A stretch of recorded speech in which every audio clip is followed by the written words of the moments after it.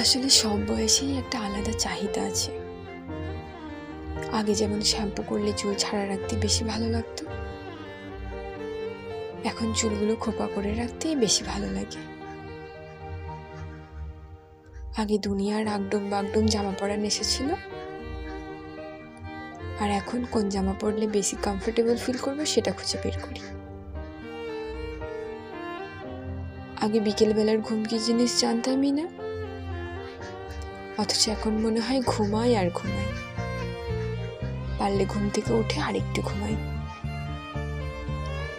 আগে যখন ঝমঝম বৃষ্টি হতো, বাহানা খুঁজতাম কিভাবে বের হওয়া যায়, আর এখন বৃষ্টি মানেই হলো কাঁথা মুড়িয়ে শুয়ে ঘুমিয়ে পড়ার অপেক্ষা। আসলে যে বয়সে যেটা মন চায় সেটা সে বয়সেই করে ফেলা উচিত। এরপর বয়সও বদলে যায়, সে সাথে ইচ্ছেরাও।